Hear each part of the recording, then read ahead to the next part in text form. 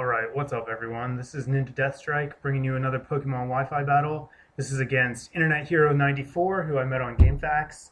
And so he's going to lead off with his Mind Chow, and I'm going to lead off with the Shadow, my Gengar. I figured that he would go with Mind Chow. It usually runs the lead spot, and the worst thing he can do to me is go for a Stone Edge. So I set up a sub just in case that's what he wants to do. I'll be able to disable him the next turn. But instead he U-turns out, and since Gengar has a 4 times resistance to bug attacks, U-turn's not even going to break my sub, which you'll see is going to be really important here in a minute, as he brings in his Haxorus. So I wasn't too worried about it because I figured that I'd outspeed it and I'd be able to get some damage in on it. So I'm going to go for Shadow Ball, and it turns out he's running a Scarfed set with Dual Chop, so that was a really nice move on his part. He's able to break my sub and get a really good amount of damage in on Gengar.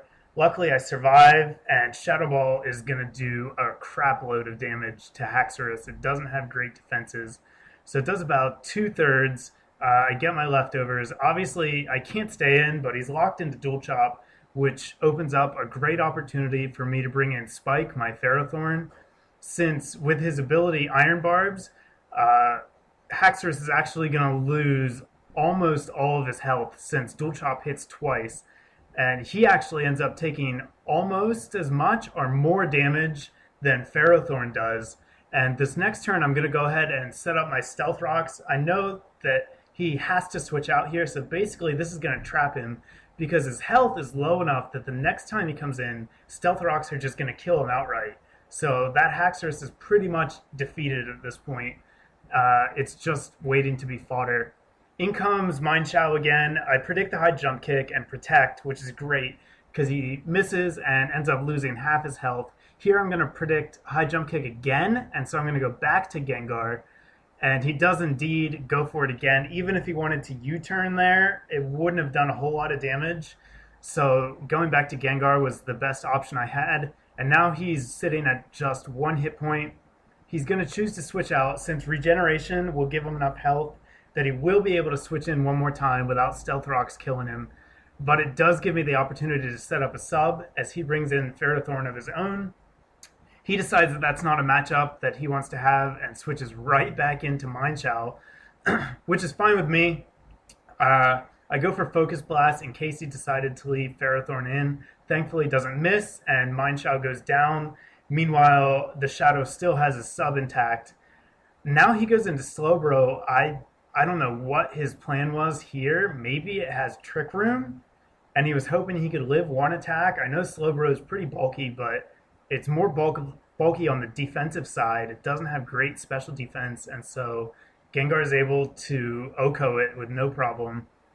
Heatran comes in next. I'm faster, but unfortunately my Focus Blast misses, and I get Tormented. So now, for those of you who don't know what Torment does, I can't use the same move twice in a row, and I'm just going to go for Shadow Ball here. I predict him to sub, and I want to see how much damage about Shadow Ball is going to do. It does not even close to a 4th, so I know that it's going to take 2 Shadow Balls to break a substitute. Here he protects, as I go for Focus Blast. That was a dumb move on my part. I should have seen that coming.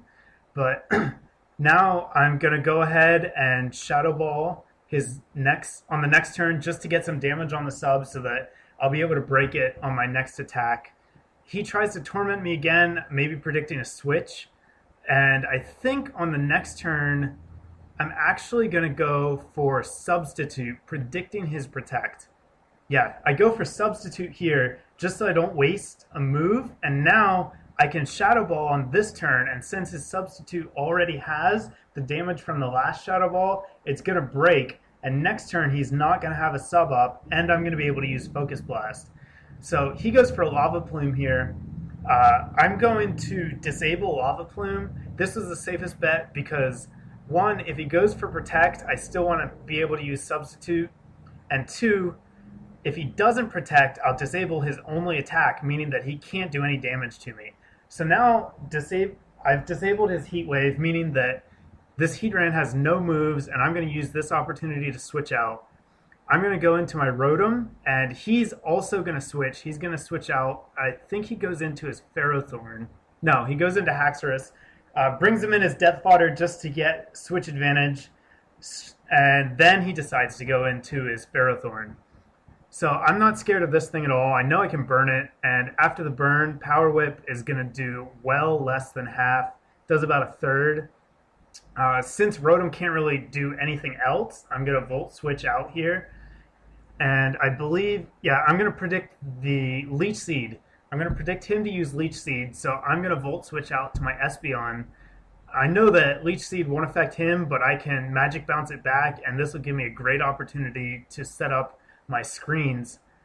I'm not scared of Heatran at all since Gengar completely shuts it down, and so I'm going to go for Reflect here as he switches out into his Gliscor. And so I'm going to get my Reflect up. I believe he's going to Swords Dance on this next turn, but that's not going to bother me at all. Rotom W is pretty much a perfect check to most Gliscor sets. Since it can't be hit with Earthquake, and they usually only run Ice Fang as their second attack, it can take a +6 Ice Fang with no problem at all. So he leaves Gliscor in as Rotom Hydro Pumps, and that's going to be able to Oko Gliscor, and now I'm in a really good position. He only has Ferrothorn and Heatran left. In comes Ferrothorn. I think, yeah, I'm going to Volt Switch out here, and I'm just going to go right into Bad Horse. So I know the Leech Seed is coming, but at this point it doesn't matter. Since I have Reflect up and it's burned, it can use Power Whip all at once, and it's not going to do any significant amount of damage. So I'm going to set up my Swords Dance here just to ensure that I can take out both Ferrothorn and Heatran in a single move. He's going to go for Power Whip on the next turn, and you'll see a burned, reflected Power Whip does only a fourth, maybe not even that much. And now it's time for Bad Horse to clean up. He's going to go for Close Combat here, which I'm going to take a fair amount of damage thanks to Iron Barbs, but I'll still have plenty of health left for when he brings in his Heatran.